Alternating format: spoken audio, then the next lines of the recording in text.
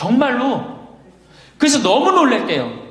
왜 난 평생 당신 자식들 키우고 뒷바라지만 했는데 당신 평생 해고 싶은 대로 다 하고 이제 집에 들어와고 나보고 뒷바라지 하라는 거냐? 난 못한다. 그러더라는 거예요. 그래갖고 그러면 나 혼자 살 돈이라도 줘라. 그 돈을 내가 왜 주냐? 그 할아버지가 나한테 와서 울면서 얘기하는 거예요. 절대 배우자를 믿으면 안 돼. 우리 어머니가 한 6년 전인가 아버지가 이렇게 자식들이 용돈 주면 이렇게 통장에 돈을 모아두는 통장이 있어요.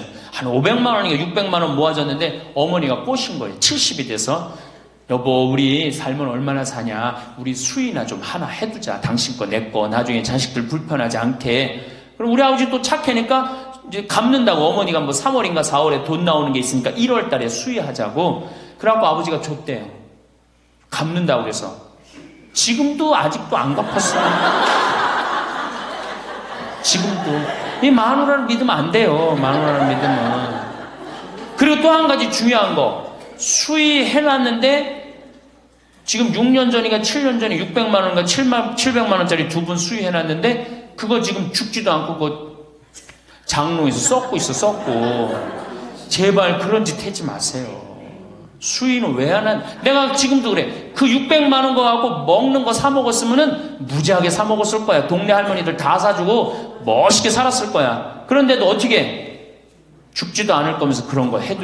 우리 어머니 아버지는 뭐 제가 이거 장담하는 건 좀 그렇지만 지금 근력으로는 최소한 10년은 더 사세요. 그러니까 20년 후에 죽을 수의를 이른해 해둔다는 게 말이 돼요? 안 되는 거지. 그러니까 우리 할머니들 외로우니까 동네에서 막 뭐 화장지도 주고 뭐 바가지도 주고 그냥. 그리고 결정적으로 한 방에 싹 해가는 거 뭐 비싼 거 하나 다 그냥 사기당하고 그러는 거야. 참 그래서 공부해야 되는 거예요. 그래서 정규학교가 필요해야 되니까 4년제.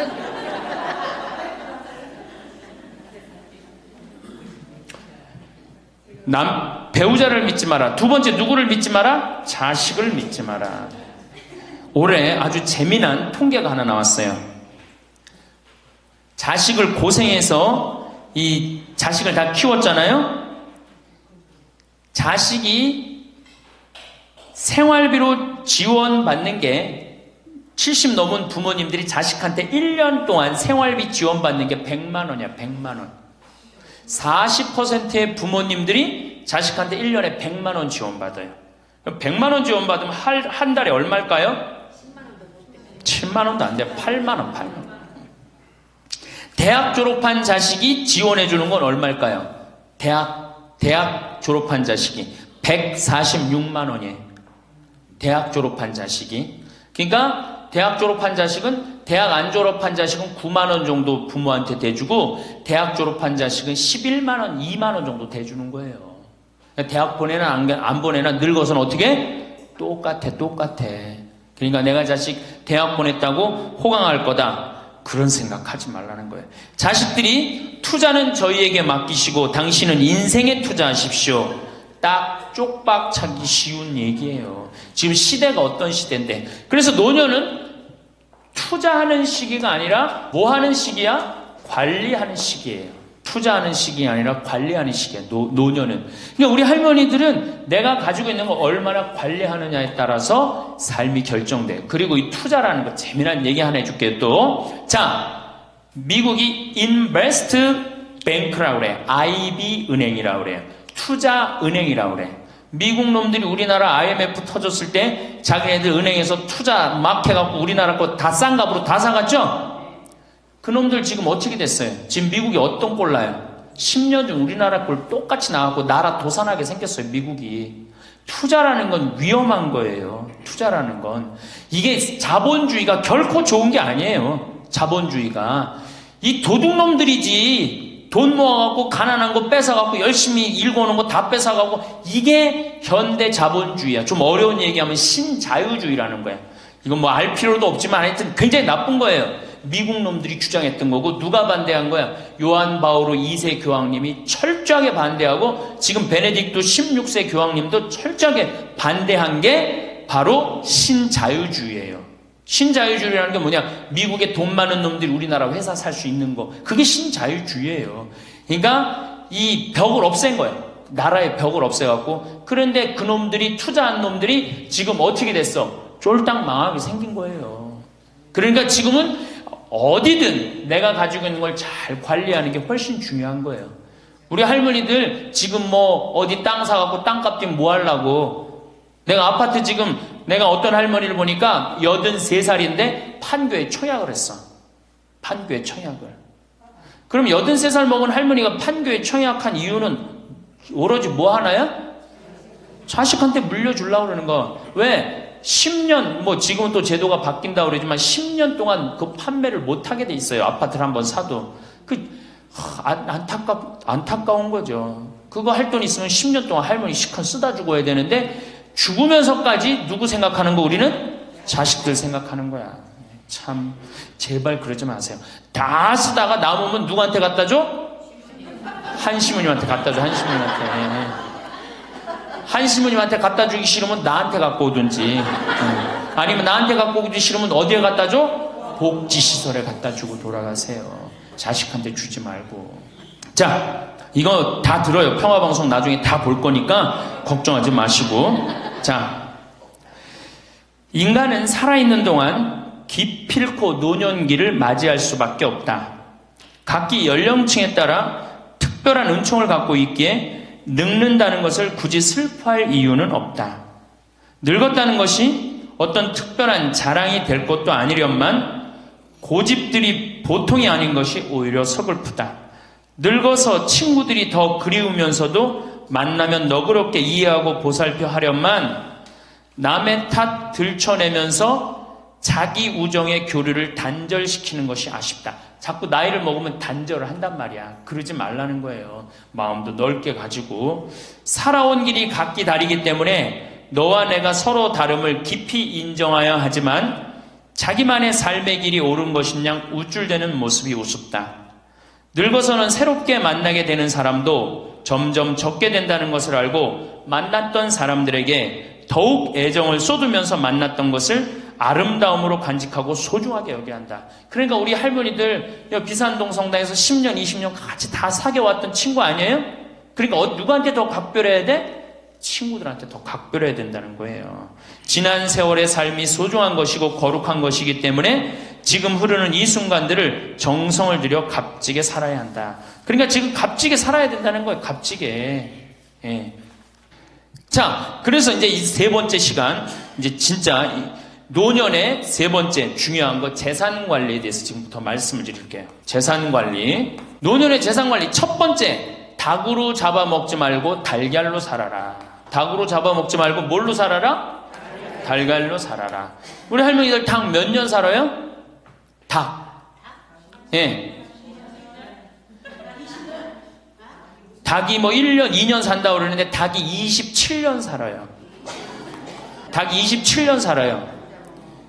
안 잡아먹으면 안 죽어요. 우리가 잡아먹어서 빨리 죽는 거지 안 잡아먹으면 안 죽어요. 그럼 내가 키운 닭이 지금 7년 키운 닭이 있는데 300알 정도 나요. 300알 정도. 아주 더울 때, 아주 추울 때 빼고는 다 나요. 그러면 우리 할머니들 닭 잡아먹으면 어때 그날? 어때 그날? 좋잖아요. 닭다리도 뜯어먹고 국물도 먹고 그 배 갈라갖고 찹쌀도 넣고 그냥 거기서 찹쌀도 먹고 다음날 있어요 없어요? 아무것도 없죠? 달걀은 계란 후라이도 해먹고 계란찜도 해먹고 달걀찜도 해먹고 그 다음에 생달걀 먹기도 하고 그 다음 뿅아리도 까고 굉장히 좋죠? 근데 늙어서 대부분이 뭘로 잡아먹어요? 재산을? 닭으로 잡아먹는 거예요. 어떻게 잡아먹어? 어머니 아버지 제가 이번에 좀 사업을 좀 하고 싶은데 가게를 내고 싶은데 어머니 이거 좀 도와주시면은 제가 어머니 아버지 집에서 잘 모실 테니까 어머니 지금 살고 있는 집 팔고 우리랑 합쳐서 삽시다. 내가 가게 낼 테니까. 할머니들이 내가 살면 얼마나 사나? 자식이 사업하겠다는데 내가 무슨 영화를 볼래나? 살면은 얼마나 사나? 몇 년 더 살아? 30년 더 살아요. 70부터 30년이 소중한데 이걸 다 까먹고 자식 해줘야 되겠다. 그리고 집 팔고 아들 집으로 들어가는 날 그날부터 할머니들은 뭐가 되는 거냐? 천덕꾸러기 되는 거예요. 천덕 부러게 되는 거예요. 그 다음에 눈칫밥 먹는 거예요. 내 재산 주고 내가 이 집에 다 키운 자식인데도 70, 80 되면 어떻게 돼? 눈칫밥 먹고 천덕 부러게 되는 거야. 그러니까 절대 닭으로 잡아먹으면 안 돼요. 내가 잘 아는 양반이 정년퇴직을 하고 6억을 모았어요. 6억을. 근데 아들이 아예 가게를 하고 싶다는 거야. 가게도 그냥 서울에서 얻어야 되고. 그래갖고 아버지, 내가 아버지 잘 모실 테니까 그거 좀 돈을 좀 나한테 투자를 해달라고. 그래갖고 이분이 그랬대. 내가 이제 은퇴도 했고 자식한테 기대서 살아요. 은퇴하고 자식한테 기대고 산다는 생각 절대 하지 마세요.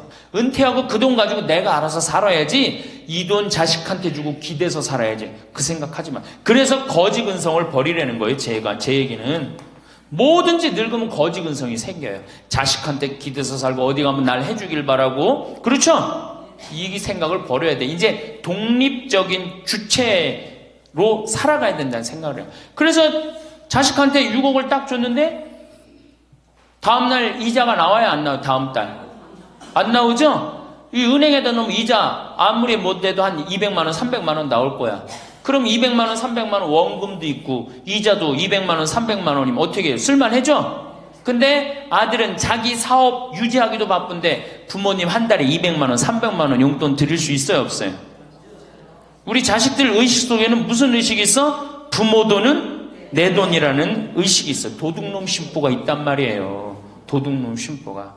결국은 이분 60 넘은 젊은이 아니야, 젊은이. 이분 어떻게 아파트 경비 나가고 있어요. 결국은 자기 인생 누가 망친 거야?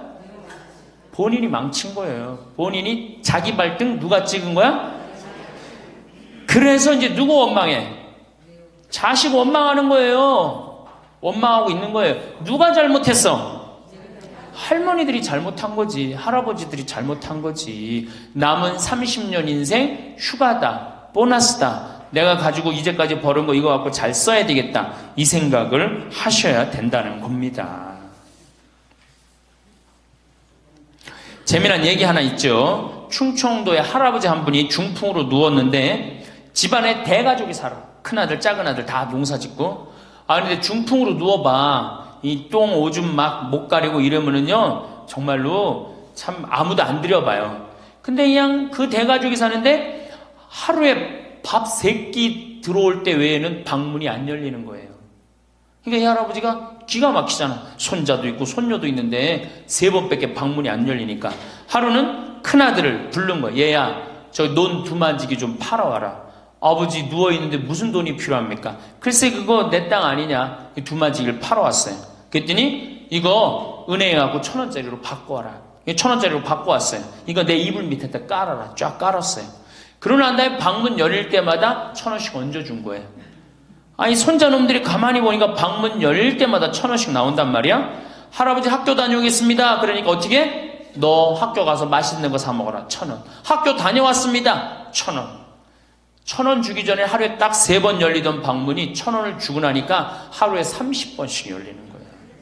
늙어서 누가 효자예요? 그렇지. 늙어서 자식이 효자가 아니라 누가 효자야? 돈이 효자예요. 늙어서는 이 재산 관리를 참 잘하셔야 됩니다. 어떻게 잘하셔야 되느냐 하면, 자, 우리 할머니들, 내가 이제 늙은 노부모가 있어요. 큰아들 최고 아니야? 둘째 아들도 있고 딸도 있고 막내딸도 있어요. 그런데 누구한테 자꾸 사업비를 대줘? 큰아들한테 계속 사업비를 대줬어. 그런데 부모한테 돈 뺏어갖고 사업하는 놈 중에 성공하는 놈들 없어요. 쉽게 들어온 것 갖고 어떻게 성공을 해요? 그래갖고 이놈이 IMF 때 쫄딱 망했어. 쫄딱 망해갖고 집도 다 날라가 버렸어. 집도 다 날라가니까 이 노부부도 이제 돈 한 푼 없고 다 날렸어. 보증선 것까지 해갖고 은행에 다 날렸어. 그러면은 둘째 아들네 집에 가면 둘째 아들이 받아줄 것 같아, 안 받아줄 것 같아? 안 받아주죠? 나 힘들고 어려울 때 어머니 아버지가 나한테 해준 게 뭐 있냐고 그 좋아하는 큰아들한테 가라고 그 쫓겨나는 거예요. 그리고 여기 딸한테 가면 딸이 받아줄 것 같아요? 그 좋아하는 엄마 아들한테 가라고 그러고 갈 데가 아무것도 없는 거예요. 나이 먹어갖고 한 자식한테 재산 주는 것처럼 어리석은 게 없어요. 그리고 재산을 줘서도 안 되고. 그러니까 기브 앤드 테이크를 해야 돼. 나이 먹어서. 기브 앤드 어떻게? 테이크. 주고 받아야 돼. 제가 평화방송에서도 한번 얘기했지만 우리 어머니가 저한테 예전에 내 차가 고장이 났었어요. 에어컨이. 그랬더니 내 차를 한번 타보시더니 신부님 차 고장이 나고 어떻게 하느냐고 그래갖고 은행에서 돈을 찾아갖고 10,000원짜리를 이렇게 신문지에 싸갖고 왔어. 그 수표로 갖고 어떤데. 그래갖고 이걸 싸갖고 왔어요. 그래서 어머니가 주신 돈으로 소나타, EF 소나타 골드를 샀어요. 그러니까 내가 어머니가 나한테 그 엄청난 좋은 차를 사줬기 때문에 난 지금 어머니한테 용돈 드리는 거 하나도 아깝지 않아요. 아깝지 않을 뿐더러 지금 내가 용돈을 앞으로 10년을 드려도 못 갚아요. 그러니까 기브 앤드 테이크야. 우리 누나도 어머니가 차를 한 대 사줬어요. 누나도. 그래갖고 어머니가 강원도 놀러 가고 싶다. 언제든지 모시고 와. 왜? 차 사줬으니까. 지리산 놀러 가고 싶다. 그럼 언제든지 모시고 가요. 기브 앤드 테이크예요. 큰아들, 딸이 대학에 들어갔어요. 작년에 어머니가 그렇더라고. 내 첫 손녀 대학 들어가니까 대학 등록금은 내가 내마. 그거 딱 내주는 거예요. 얼마나 좋아요. 네.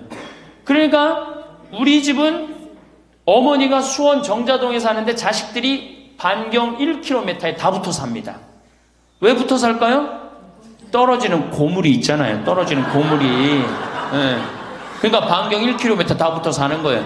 또 반대로 제가 우리 자식들한테 원칙을 정해놨어요. 부모님한테 용돈 드리는 원칙. 그래서 우리 어머니 아버지가 1년에 연봉 2천만 원이 넘어요. 자식한테 받는 용돈이. 많이 받죠? 그러면 그 돈 가지고 어머니 아버지가 당신을 위해서 쓰십니까? 또 모아뒀다가 어떻게? 자식한테 쓰고. 그래야지 치매가 안 걸리는 거예요. 저는 정말로 감사한 게 우리 어머니 아버지가 아직도 아파서 병원에 입원 한 번도 안 했다는 거예요. 지금도 이제 소백산에 송이 캐러 가신다고 나한테 전화를 하셨어요. 가실지 안 가실지 모르겠지만 그럼 또 소백산 꼭대기까지 뛰어 올라갔다 뛰어 내려오는 거예요. 우리 아버지. 그게 좋은 거예요. 부모 자식 지간이 그래야지 뭐가 싹 터요? 사랑이 싹 트는 거예요. 효도는 이제 없어진 시대고 뭐만 남아있는 거예요? 사랑을 하느냐 안 하느냐만 남아있는 거예요. 이걸 누가 잘해야 돼? 할머니들이 잘해야 되는 거예요. 한 자식한테 몰아주지 말고 어느 자식 불쌍하다고 계속 보증서 주지 말고 그럴 것도 없어요. 그냥 은행에 가갖고 어떻게 딱 맡기고 난 다음에 그거 갖다가 쓰면 되는 거예요. 자, 닭으로 잡아먹지 말고 뭘로 해라? 달걀로 살아라. 그러니까 자식한테 절대 주지 말고 그럼 신부님 무슨 재주로 달걀로 삽니까? 방법이 뭡니까? 부동산에 집착하지 마라. 늙어서. 부동산에 집착하지 말라. 우리 할머니들 지금 안양 거기 그 주공하고 이 인공마을 그 개발돼갖고 지금 아파트 한 채 3억, 4억, 5억 한다고 그러죠? 그러면 할머니들이 지금 4억짜리 아파트 살 이유가 있어요? 4억짜리 살 아파트가 있어요? 그걸 팔으라는 거예요. 그거를 팔고 어떻게? 15평, 20평으로 가라는 거예요. 지금 3번에 보면 50평, 이 은퇴한 할머니, 할아버지들이 50평에 사는 할머니들이 무지 많아요. 50평이 밥 먹여줘요? 뭐만 나와? 관리비만 더 나올 거 아니야. 관리비만. 근데 어떤 할머니들이 그런 할머니들이 있어. 자식들이 찾아오면은 집이 넓어야 되지 않느냐고. 자식들이 1년에 몇 번 찾아오는데. 1년에 두세 번밖에 더 와요? 추석 때, 생일 때, 그 다음에 설 때. 그 외에는 거의 안 찾아온단 말이에요. 그걸 위해서 50평짜리를 그냥 깔고 앉아서 20년, 30년 앉아있는다는 건 말도 안 되는 거예요. 그러니까 미국은 부동산이 30%, 금융이 70%라는 거예요. 그러니까 만약에 좁은 집에 해갖고 은행에다가 지금 3번에 5억, 6억이라는데 그거 은행에다 넣어놓으면은 어머니, 아버지 인사 갈게요. 그래, 인사 오면 내가 호텔로 와라. 호텔에서 내가 맛있는 거 사줄 테니까. 그리고 먹어서 보내요. 그걸 뭘 집에서 그걸 기다리고 있어요. 그래서 부동산 지금 영모기지론이라는 거 아시죠? 자, 지금 4억짜리 아파트를 팔았어. 그럼 2억짜리 하나 그냥 얻으라는 거예요. 그 임대 아파트든지 조금만 아파트를 줄여서 가라는 거예요. 그러고 난 다음에 2억은 은행에다 넣으면 1억을 은행에다 넣으면 어떤 상품이 있느냐면 1년에 100만 원씩 나와요. 한 달에 100만 원씩. 그래갖고 이게 10년 동안 나와요. 10년 동안. 10년 후에는 1억 없어지는 거예요. 근데 할머니들 한 달에 100만 원 나오면 쓸만해 안 쓸만해요? 쓸만하죠? 예. 만약 2억을 집어넣으면 어떻게 나올까? 한 달에 얼마가 나와? 200만 원이 나오는 거. 200만 원 다 써요? 못 써요? 못 쓰죠? 그럼 한 50만 원은 혹시 10년 후에 또 살지 모르잖아. 그러니까 그것도 은행에다 연금으로 또 하나 묶어두라는 거 10년 동안. 그럼 10년 후에 또 나온다는 얘기예요. 그렇게 해갖고 내가 이제 70에 집을 정리해서 80이 됐는데 안 주고 그럼 90까지 나온단 말이에요. 이렇게 한 달에 150만 원 가지고 냉면 먹고 싶으면 냉면 먹으러 가고, 그 다음에 내가 다음 시간에 내일 얘기하겠지만은 수영장 다니고 헬스장 다니고 춤 배우러 다니고 경복궁 가고 창덕궁 가고 평창 놀러 오고 이렇게 살면은요 절대, 제가 성공적인 노화라고 미국에서 20년 동안 연구한 책 한 권을 다 읽었어요. 그랬더니 그렇게 사는 할머니 할아버지들은 중간에 쓰러지는 법이 없다는 거예요. 96%가 건강하게 살다가 죽을 때 많이 고생해야 한 달, 두 달이라는 거예요. 그러니까 어떻게 죽을 수가 있는 거야? 꼴까닥 죽을 수가 있는 거야. 돈을 쓰다 죽어야지 꼴까닥 죽는 거지, 안 쓰고 가만히 있으면 바로 병든다는 거예요. 바로 병든다는 거예요. 그러니까 우리 할머니들 어떻게 하셔야 돼? 부동산을 어떻게? 내일 어떻게? 내일 은행 가갖고 어떻게?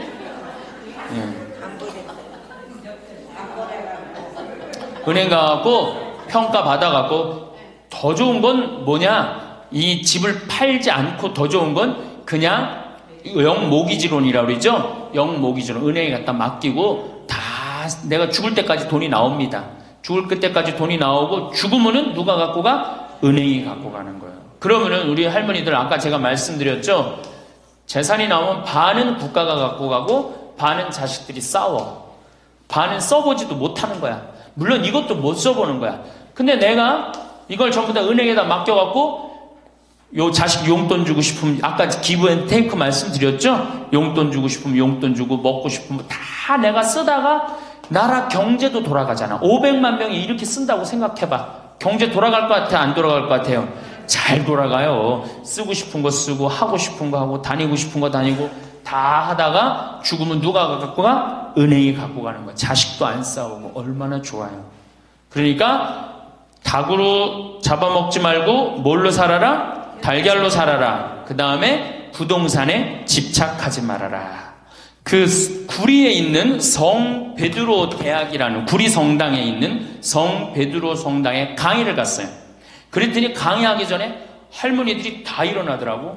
봉사자들이 딱 앉더니 수업하기 전에 한 번씩 노인 10계명을 딱 하는데 그분들이 정한 것 같아. 근데 너무 멋있더라고. 그래서 요거 읽어 한번 드릴게요. 1. 당황해하거나 성급해하지 말고 뛰지 말라. 나이를 먹으면 자꾸 당황할 때가 많죠? 그렇죠? 그리고 막 여기 할머니들 여기 와갖고 방이 어딘지 모르고 막 옥상으로 올라가는 할머니들도 있어요. 그런데 그럴 때 어떻게? 당황해하지 말고 성급해하지 말고 물어보면 돼. 근데 나이를 먹으면 자꾸 당황하라고 성급해. 그리고 안 되면 그 다음에 신경질을 부려요. 왜 이러느냐고. 할머니들 아까 저 밑에서 여기 위에 올라올 때 힘들었어 안 힘들었어요? 그 여기 모든 할머니들이 우리 계단에 올라올 때 막 승질을 내. 힘들다고. 이렇게 꼭대기에 있느냐고. 관광버스 여기까지 끌고 올라오지 왜 우리를 저 밑에서 내려놓냐고. 힘들면 쉬었다가 올라오고, 힘들면 쉬었다가 올라오고, 힘들면 쉬었다가 올라오면 되지. 그러니까 절대 당황하지 말라는 거예요. 두 번째, 자식이 무엇을 해줄까를 기대하지 말라. 참 좋은 얘기 같아. 그러니까 할머니들이 서서 이걸 다 외우더라고. 자식이 뭘 해줄까 기대하지 말라. 거지근성을 버리라는 거예요. 거지근성. 누가 날 해줄까? 돈 제일 많이 깔고 있는 건 누구? 할머니, 할아버지들이 제일 많이 깔고 있는 거야. 근데 그거를 쓰는 방법을 모르는 것 뿐이죠. 이제 쓰는 방법을 배우세요. 내일 은행에 가갖고 잡히세요. 잡혀갖고 대출해갖고 한 달에 100만 원씩 딱딱 연금으로 이렇게 빼서 딱딱 쓰는, 돈 쓰는 재미로 늙어서 살아야지 그 재미 없으면 못 살아요. 세 번째, 고집 부리지 말라. 고집 부리지 말라. 60년, 70년 살아온 가닥이 있잖아요. 그렇죠? 그러니까 그 경험을 절대 포기하지 않는 거예요. 그러니까 새로운 걸 안 받아들이는 거지. 고집 피는 할머니들 많죠. 네 번째, 시샘하지 마라. 왜 이렇게 또 욕심이 많어? 나이 먹으면 그냥 옆집 할망구가 뭐 아들이 와서 뭐 했다고 그러면 그냥 참 속에서 그냥 부글부글 끓죠. 시샘하지 말라. 다섯 번째, 공치사하지 말라. 이것도 참 좋은 것 같아요. 공치사. 내가 니네들 어떻게 키웠는데, 내가 니네들 어떻게 키웠는데, 아플 때 업어서 밤에 이 약국에 달려가고 막 두들겨가고 내가 너를 어떻게 키웠는데, 그냥 대동아 전쟁부터 뭐 이렇게 할 얘기가 많아. 얘기만 하면 그냥 대동아 전쟁에 시집와갖고 고생한 얘기, 6.25 전쟁 때 피난 간 얘기, 전쟁 끝나고 나는데 똥구멍이 찢어지게 가난한 게 고생한 얘기, 그냥 줄줄이 그냥. 어떤 할머니는 비산동에 있었던, 그 할머니는 아마 돌아가셨을 거예요. 굉장히 나이 먹은 할머니인데 고해소에 들어오면요, 3공학에 잘못한 거, 4공화국에 잘못한 거, 5공화국에 공화국별로 죄를 고백해요. 그런데 이 할머니는 죄의 본질은 뭐야? 이렇게 힘들게 내가 살아왔는데, 내가 자식 하나를 키웠는데 이 자식이 너무너무 속을 썩여갖고 지난주에 너무 속상해갖고 줄미살 빠진 거야. 죄는 줄미살 빠진 건데 이 줄미살 빠지는 과정을 3공화국부터 설명을 해야 돼. 3공화국, 4공화국, 5공화국. 그런데 다음에 또 고해성사 보면, 신부님 내가 3공화국 때, 4공화국 때, 5공화국 때 꼭 얘기를 해요. 변함없이 1년 365일 고해소에 들어오면 내가 외워. 그래, 저 할머니가 하면은 그래, 3공화국 때 뭐 이승만 때 뭐 똑같이 해요. 다 외워. 내가 끝까지. 그러지 마세요. 공치사하지 말라는 거야. 내가 옛날에 너희들을 어떻게 키웠는데, 애들은 뭘로 들어? 그 잔소리로 들리는 거예요. 잔소리로. 그리고 과거를 얘기하는 건 불행한 거예요. 미래를 얘기해야 돼요. 미국에 할머니 한 분이 99살에 대학을 들어갔어요. 경영학과를 들어갔어요. 102살에 졸업한대요. 네 할머니 꿈이 뭔지 알아요? 102살에 졸업해갖고 취직해갖고 그거 버는 돈으로 아프리카의 어려운 애들 도와주는 게 꿈이야. 이 할머니는 99이라도 나가보기에는 할머니 아니에요. 대학생이지. 나이는 숫자에 불과한 거예요. 나이는. 그러니까 우리 할머니들 과거 얘기하지 마라. 뭘 얘기해? 미래. 앞으로 뭘 할 거다. 내가 앞으로 3년 동안 돈 모아서 성지순례 갈 거다. 김계한 성당 갈 거다. 3년 동안 돈 모아서 내가 제주도 이시돌 목장 갈 거다. 내가 돈 모아갖고 뭘 할 거다. 미래를 얘기하란 말이야. 과거 얘기하지 말고. 심지어 우리가 다 살았는데 다 살긴 뭘 다 살아. 아직도 20년, 30년 남아있는데. 여섯 번째. 날마다 샤워하라. 이것도 참 멋있는 것 같아. 날마다 샤워하라. 안 씻고 사는 할머니들 많죠? 그렇죠? 근데 날마다 샤워하는 거 참 좋은 것 같아. 날마다 속옷을 갈아입어라. 그렇죠? 그러니까 항상 깨끗하게 살라는 거예요. 항상 깨끗한 옷, 이쁜 한복 이런 것도 입고 곱게 좀 있으라는 거야. 맨날 이건 뭐 몸빼바지 비슷한 거 입고 그냥 돌아다니지 말고 파마도 좀 이쁘게 하고. 그러니까 내가 항상 하는 얘기 아니야.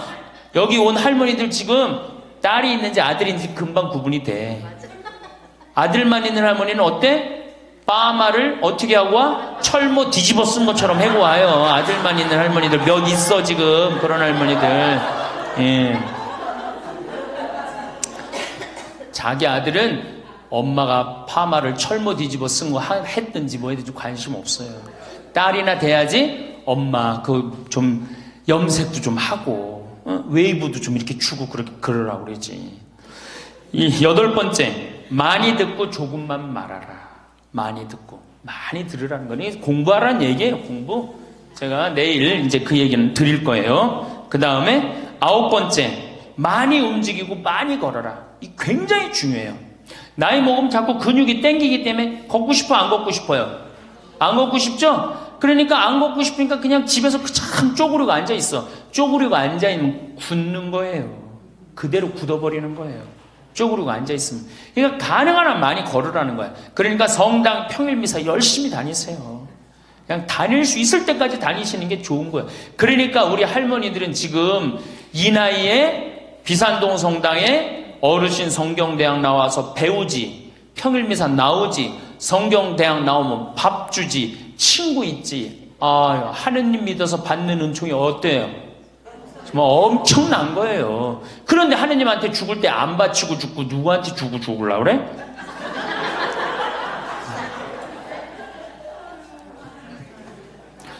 외국에 신앙이 깊은 사람들은요, 죽을 때 다 교회에 기증하고 죽어요.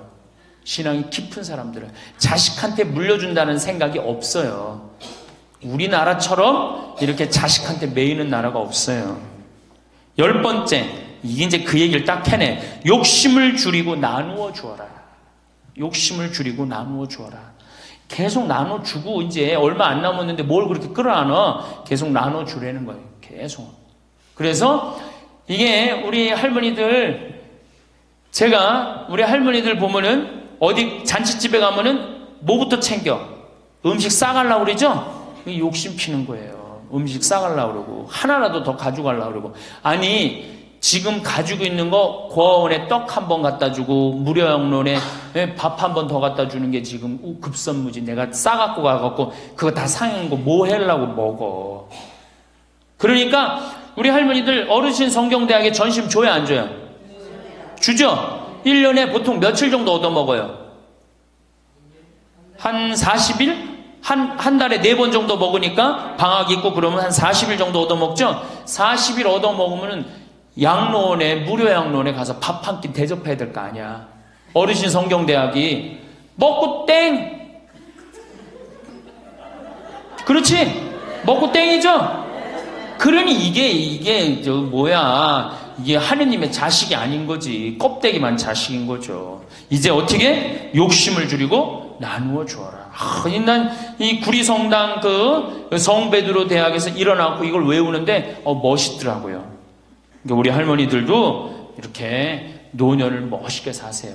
자, 이제 노인 학대를 아까 못하던 얘기 좀 하겠습니다. 노인 학대를 보면 정서적으로 41%가 정서적으로 노인을 무시하는 거예요. 늙었다고, 모른다고, 무식하다고. 엄마가 뭘 알아? 가만히 아무것도 하지 말고 가만히 있어.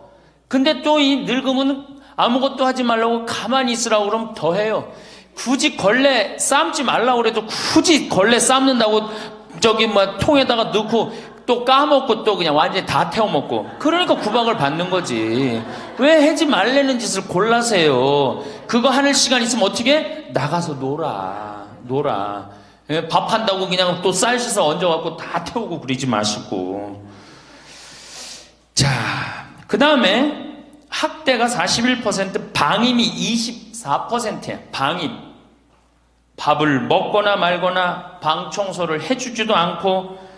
제가 봉성체 나가보면 당뇨병 걸린 할머니들 옷을 얼마나 안 입혔는지 냄새가요, 표현할 수 없는 냄새가 나요. 당뇨병 걸린 할머니들, 이 풍 걸려갖고 이렇게 누워있는 할머니들 집에 가보면은요, 냄새가 아주 묘한 냄새가 나요. 오줌 냄새, 똥 냄새, 군 냄새 막. 그래갖고 그냥 또 봉성체를 가보면은 다 자식, 며느리 다 돈 벌러 가고 다 학교 가고 할머니만 혼자 있는 경우도 많아요. 그러니까 그냥 거기서 그냥 이불 속에서 그냥 있는 거예요. 참 그런 거 보면 참 마음이 안타깝죠. 이게 뭐 80, 90된 어머니한테 용돈 드린다는 것은 말할 것도 없어요. 말할 것도 없어요.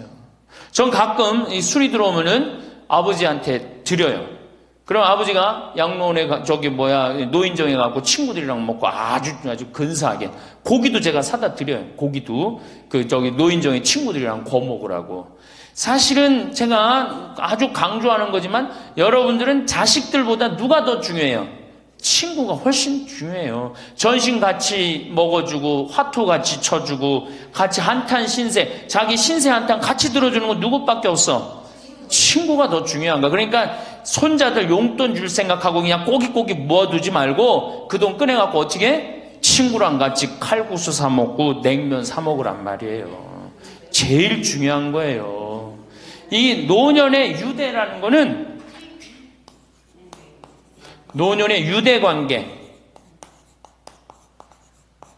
내가 집에서 돈 쓰기 싫어갖고, 사실 돈 쓰기 싫어갖고 안 나가는 할머니들도 많아요. 돈 아까워서. 그래갖고 그냥 집안에 가만히 있잖아요.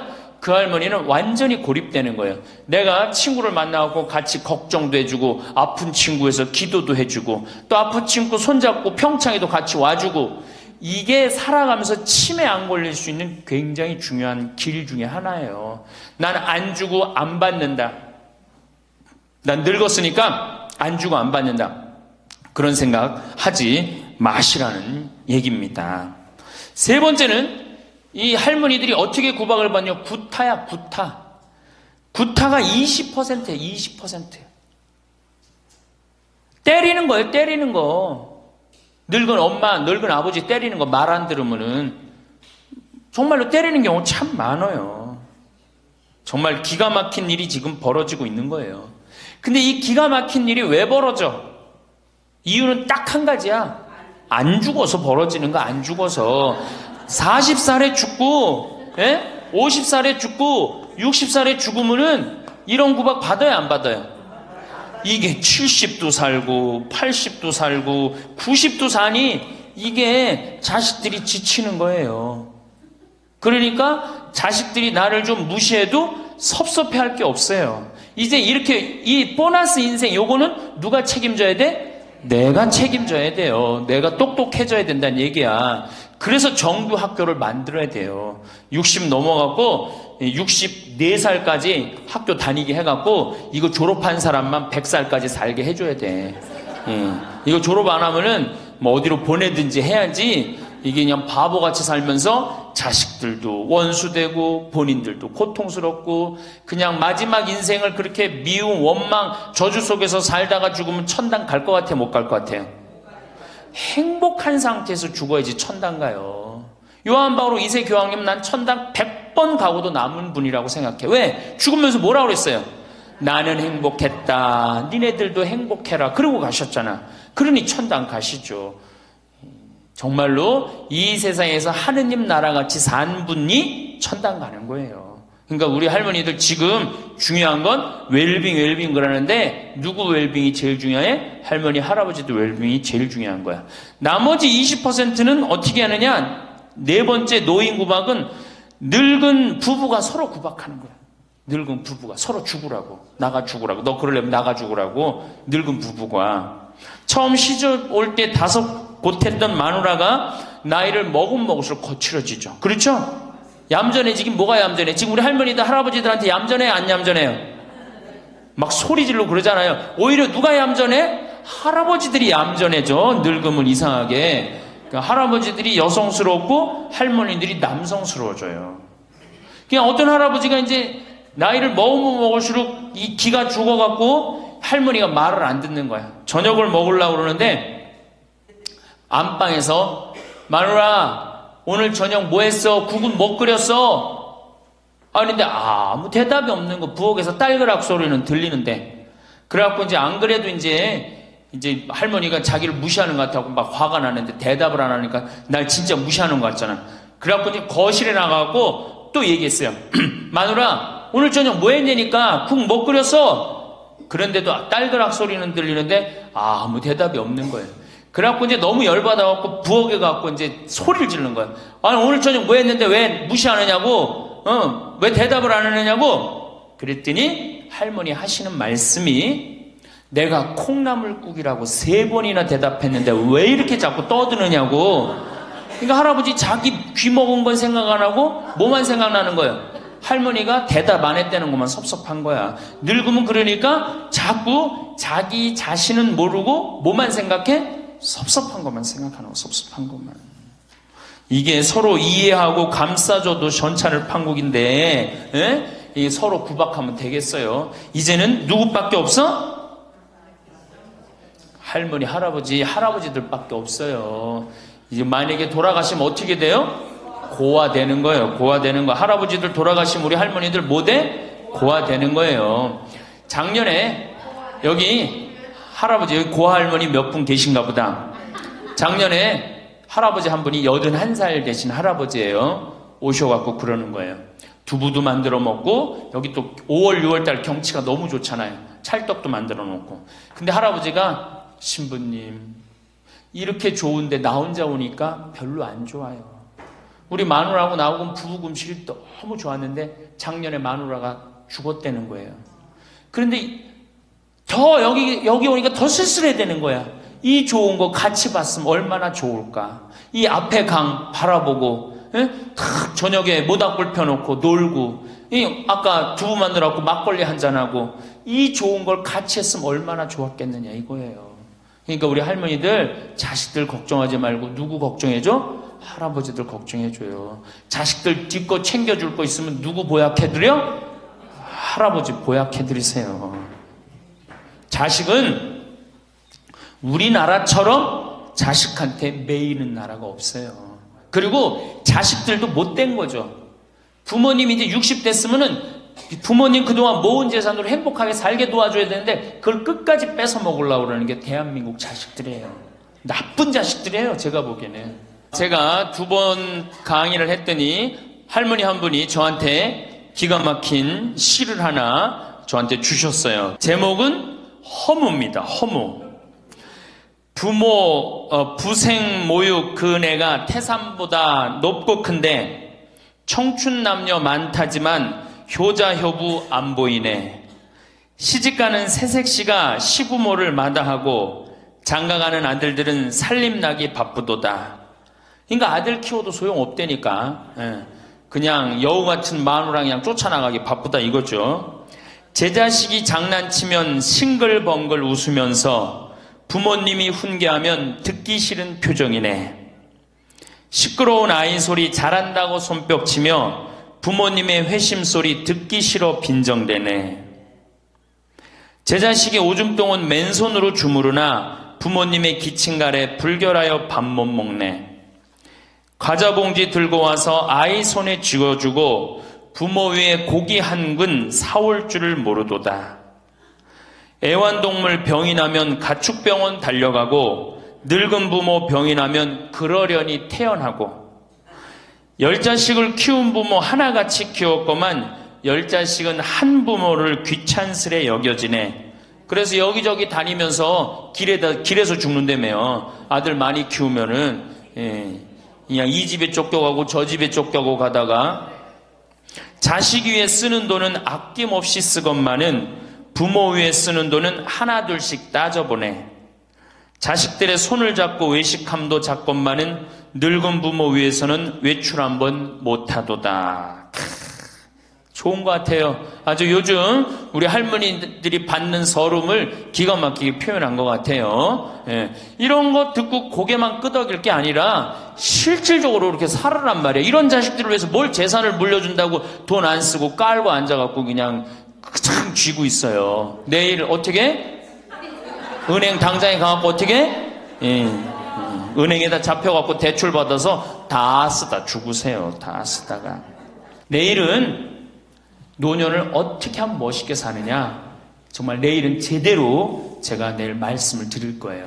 그래서 우리 할머니들 이제 이거 끝나고 여 바깥에 지금 이제 모닥불 피고 놀 거죠? 모닥불 지금 펴줄 거야. 그 모닥불 피면은 자, 우리 젊은 사람들한테 이 남은 이 지금 30년, 40년이 소중해. 지금 10년 남은 할머니들이 소중해. 10년 남은 할머니들이 소중해지. 그러니까 오늘 밤에 모닥불 펴줄 테니까 이 밤을 불살르라고. 원 없이 그냥 즐겁게 노시라고. 본당 신부님도 온다고 내가 통화했으니까 이 밤을 불살르고 즐겁게 보내세요. 아까 보니까 벌써 춤추고 노래하는 할머니들이 있는데 그렇게 사셔야 된다는 거예요. 제발 자식 걱정하지 말고. 자식 걱정한들 해결해 줄 수도 없고 자식의 마음에 담지도 않아. 근심 걱정 다 털어버리고 어떻게? 모닥불 펴놓고 이 밤을 불살르시기 바랍니다. 많은 분들이 행복을 멀리 있는 큰 목표처럼 생각합니다. 건강한 몸과 넉넉한 경제력만 있다면 행복해질 수 있을 거라고 믿습니다. 물론 이런 것들도 중요합니다. 하지만 진정한 행복은 거창한 조건이 아니라 마음가짐과 일상 속 작은 실천에서 시작됩니다. 매일 아침 오늘 하루를 어떻게 보낼지 생각하는 그 순간부터 행복은 만들어집니다. 특별한 일이 없어도 괜찮습니다.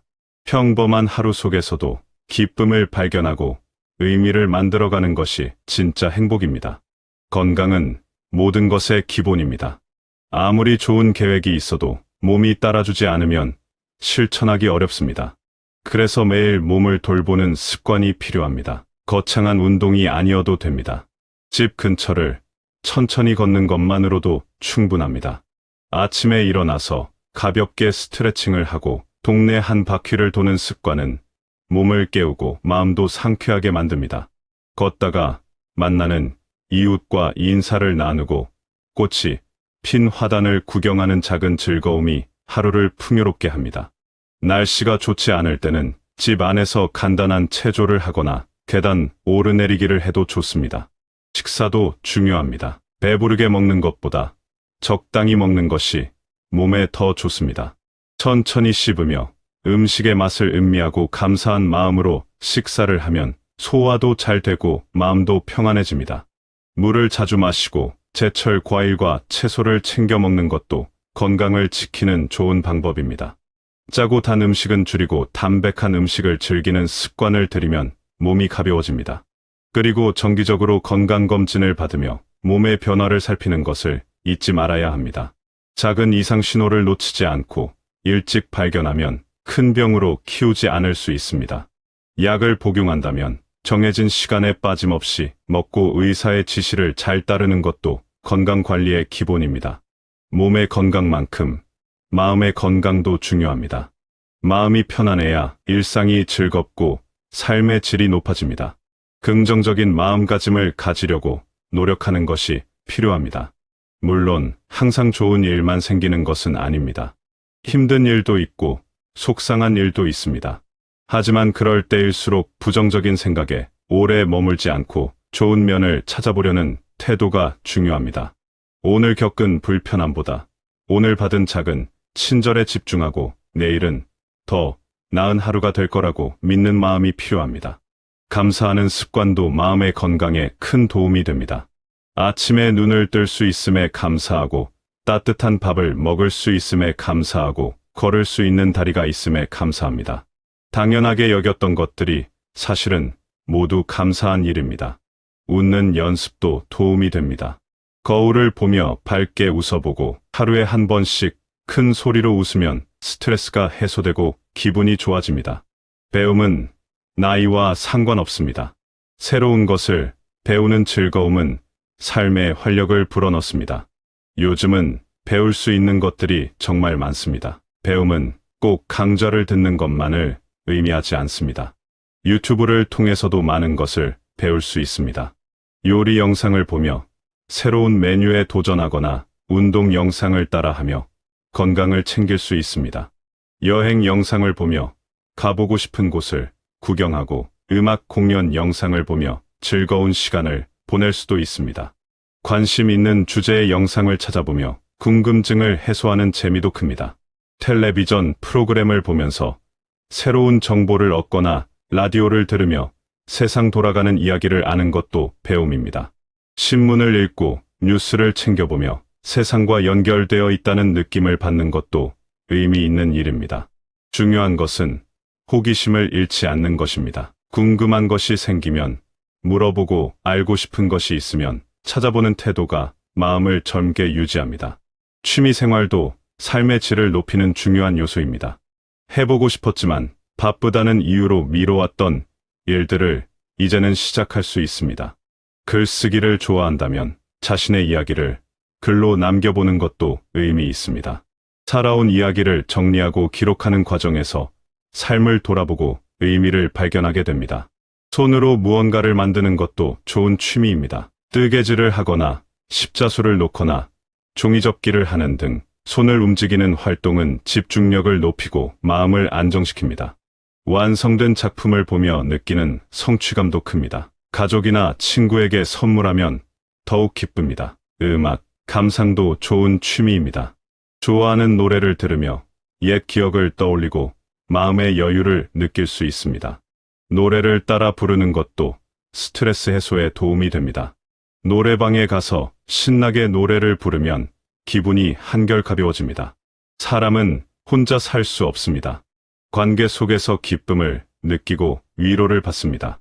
가족과의 관계가 가장 기본입니다. 함께 사는 가족이 있다면 매일 대화하고 서로의 이야기를 들어주는 시간을 가지는 것이 중요합니다. 사소한 일상도 나누고 고민도 함께 이야기하면 유대감이 깊어집니다. 멀리 사는 가족들과는 자주 연락하며 안부를 주고받는 것이 좋습니다. 전화 한 통화가 서로에게 큰 위안이 됩니다. 영상 통화로 얼굴을 보며 이야기하면 더욱 반갑고 그리움이 해소됩니다. 친구 관계도 소중합니다. 오래 알고 지낸 친구들과 정기적으로 만나 이야기를 나누고 함께 시간을 보내는 것은 큰 즐거움입니다. 함께 식사를 하거나 산책을 하거나 운동을 하며 우정을 나눕니다. 새로운 친구를 만드는 것도 좋습니다. 취미 활동이나 모임을 통해 같은 관심사를 가진 사람들과 친해질 수 있습니다. 처음에는 낯설고 어색할 수 있지만 용기를 내어 다가가면 좋은 인연이 될 수 있습니다. 함께 웃고 이야기하며 시간을 보내다 보면 외로움이 사라지고 마음이 따뜻해집니다. 좋은 관계를 유지하는데 중요한 것은 표현입니다. 고맙다는 말과 미안하다는 말을 아끼지 않아야 합니다. 마음속으로만 생각하지 말고 말로 표현해야 상대방이 알 수 있습니다. 사랑한다는 말도 자주 해야 합니다. 가족에게도 친구에게도 사랑과 감사를 표현하는 것이 관계를 더욱 단단하게 만듭니다. 먼저 연락하는 용기도 필요합니다. 상대방이 연락하기를 기다리지 말고 내가 먼저 안부를 묻고 만남을 제안하는 적극성이 관계를 살립니다. 작은 선물을 주고받는 것도 관계를 따뜻하게 만드는 방법입니다. 봉사 활동도 좋습니다. 큰 봉사가 아니어도 괜찮습니다. 누군가에게 도움이 된다는 느낌은 자존감을 높이고 삶의 의미를 찾게 합니다. 복지시설에서 필요한 물품을 기부하거나 재능 기부를 하는 것도 좋은 방법입니다. 자신이 할 수 있는 범위 내에서 작은 실천을 하는 것이 중요합니다. 누군가의 말벗이 되어주거나 심부름을 도와주는 것만으로도 큰 도움이 됩니다. 지역 사회 활동에 참여하는 것도 좋습니다. 주민센터나 복지관에서 진행하는 프로그램에 참여하면 같은 지역에 사는 사람들을 만나고 소통할 수 있습니다. 함께 운동하는 모임이나 취미 동호회에 가입하는 것도 좋습니다. 정기적으로 모여서 활동하며 소속감을 느끼고 새로운 친구들을 만날 수 있습니다. 지역 행사에 참여해서 축제를 즐기고 주민들과 어울리는 것도 즐거운 경험입니다. 마을 회의에 참석해서 의견을 내고 함께 문제를 해결하는 과정에서 보람을 느낄 수 있습니다. 환경을 위한 작은 실천도 의미 있습니다. 분리수거를 철저히 하고 일회용품 사용을 줄이며 에너지를 절약하는 습관은 지구를 위한 일입니다. 다음 세대에게 더 나은 환경을 물려주기 위한 작은 노력이 모여 큰 변화를 만듭니다. 텃밭을 가꾸며 직접 채소를 키우는 것도 환경에 좋고 건강에도 좋습니다. 걷거나 대중교통을 이용하는 것도 환경 보호에 도움이 됩니다. 음식물 쓰레기를 줄이고 물을 아껴 쓰는 습관도 중요합니다. 행복은 멀리 있지 않습니다. 오늘 하루를 충실히 사는 것이 행복입니다.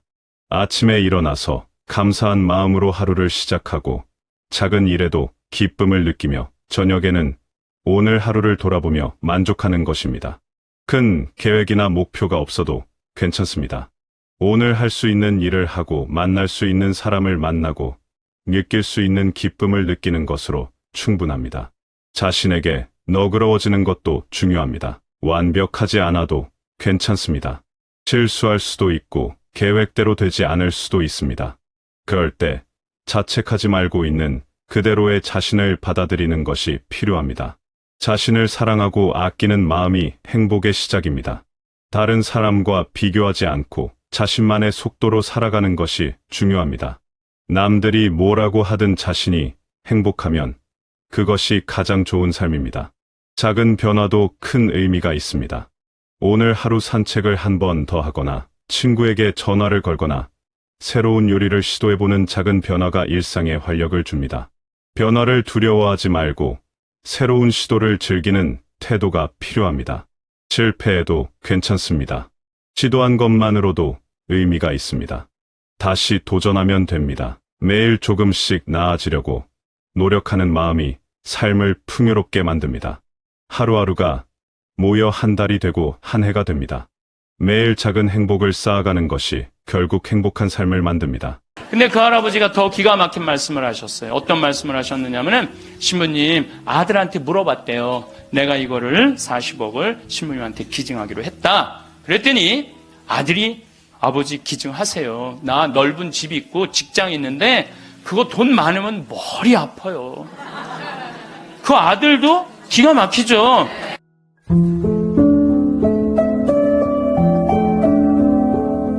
천미수님, 이 시간에는 걸어도 100년, 누워도 100년이라는 주제로 강의를 하겠습니다. 제가 한 30년 전부터 무슨 강의를 많이 했느냐면은 이제는 100세 시대라고 강의를 많이 했어요. 그런데 30년 전, 40년 전에는 환갑잔치가 굉장히 컸어요. 그래갖고 제 아련한 기억으로 환갑잔치들을 많이 했던, 아주 크게 했던 동네의 큰 행사이기도 했습니다. 그런데 이제 30년, 40년이 지나고 난 지금 환갑잔치를 대놓고 하는 데는 없어요. 세상이 그렇게 많이 변한 거죠. 그리고 보통 60세, 70세에 많이들 죽었어요. 저 어렸을 때 70세에 많이 죽었어요. 그런데 지금 80세에 죽으면은 조금 아쉽다고 그래요. 조금 아쉽다고 그러고 대부분이 이제 90쯤 돌아가시면은 이제 수명을 다하고 살았구나. 그래요. 우리 어머니가 지금 92이세요. 92이신데 지금도 뭐 정신이 멀쩡하세요. 그런데 다리에 힘이 없으시니까 지금 7번째 넘어지셨어요. 그래갖고 고관절도 넘어져갖고 수술도 하고 붙이기도 하고 그랬는데 아직까지도 어머니가 당신이 화장실은 가세요. 당신이 화장실은 가시는데 아무래도 90세가 되니까 기운이 확실히 없으시더라고요. 기운이. 그런데 90세인데도 지금 어제도 제가 집에 가서 어머니랑 저녁 식사를 하고 왔는데 아들 신부 평창 간다고 굳이 나오셔서 마중을 하시려고 그래요. 그러니까 아직까지도 걸어는 다니시죠. 걸어는 다니시는데 아주 힘들게 걸어 다니세요. 그리고 이제 이렇게 식사를 좀 하시려고 그래도 밥이 안 넘어간다고 그러시더라고요. 근데 그것도 이해가 됩니다.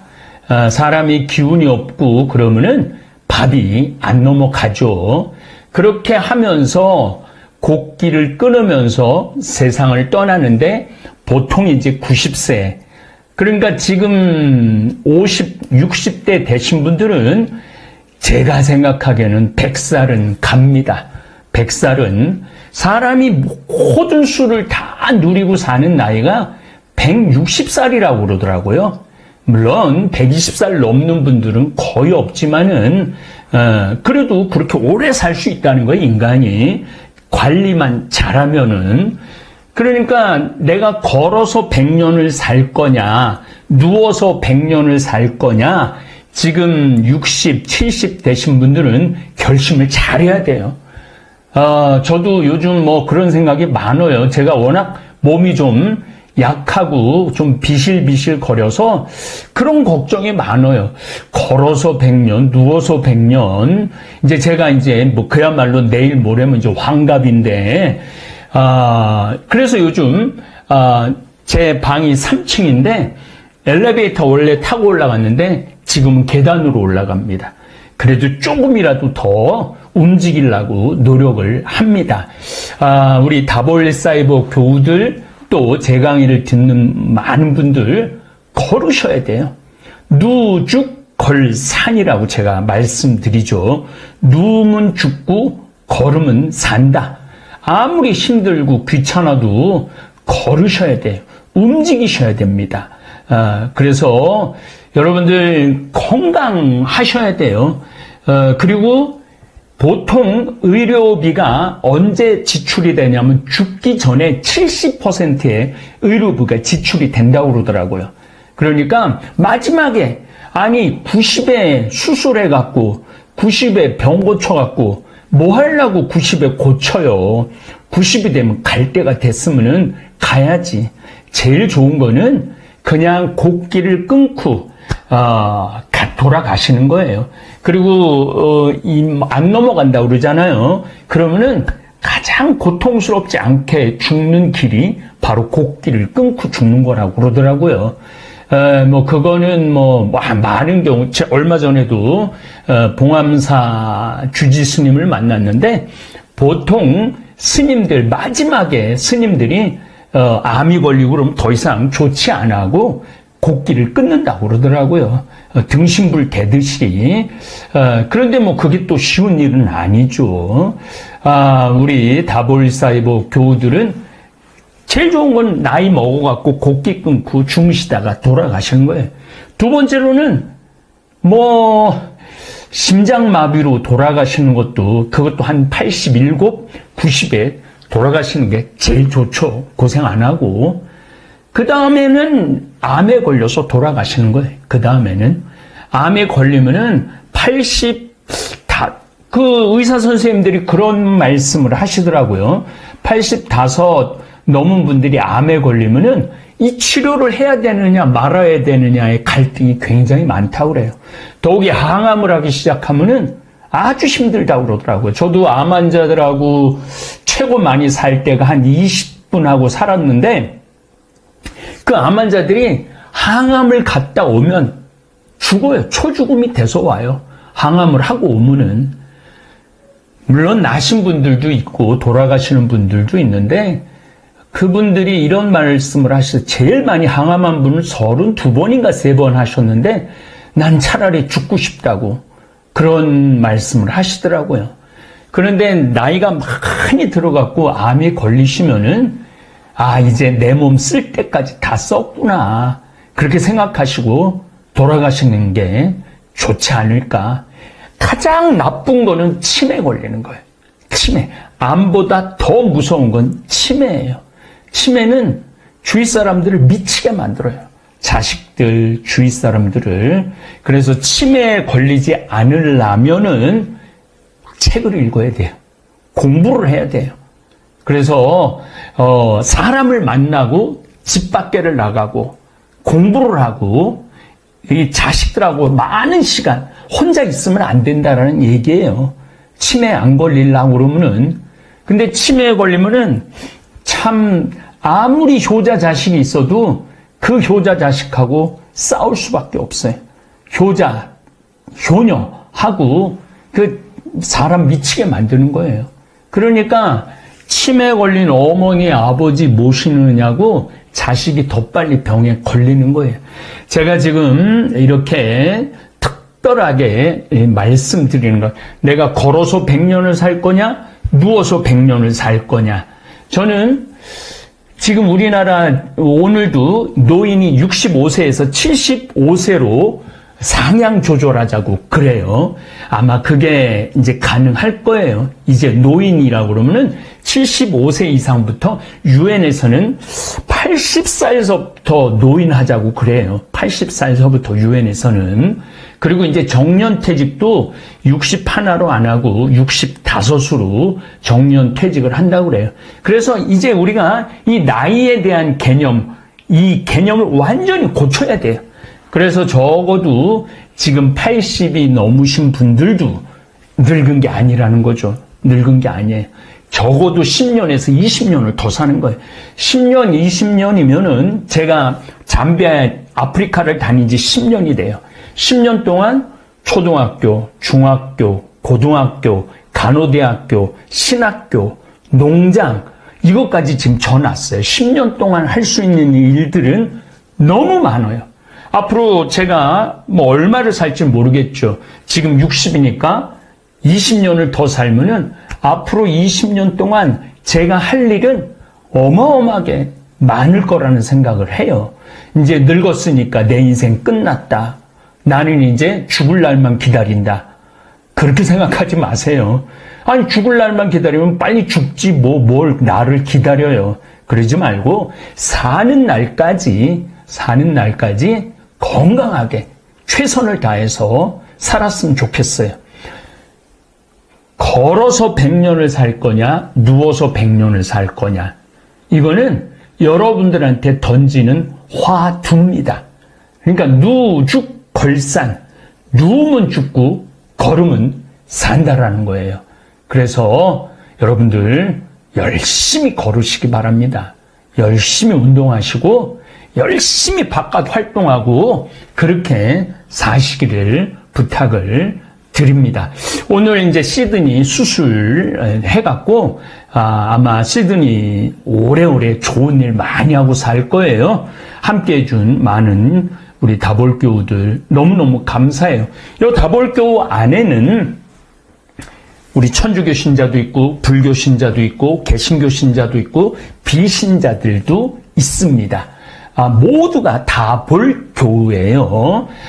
그래서 여러분들 앞으로도 뭐 절에 다니는 분은 절에 다니는 대로 의미 있게 우리 활동하고 교회 다니는 분은 교회 다니는 분대로 의미 있게 활동하고 또 우리 가톨릭 신자들은 가톨릭의 신자로서의 의미 있게 활동을 하다 보면은 결국은 저는 하느님을 만날 거라는 생각을 합니다.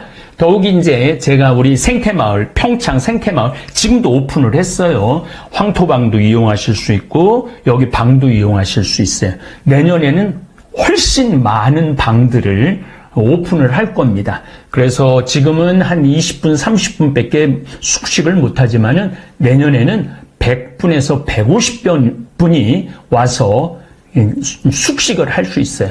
또 제주도도 마찬가지로 하여튼 빨리 진행을 할 겁니다. 그리고 문경도 카라반 해갖고 와서 식사 맛있게 하시고 더욱이 이제 미국에 있는 우리 교우들 샘 버나디노 거기도 오픈을 해놨어요.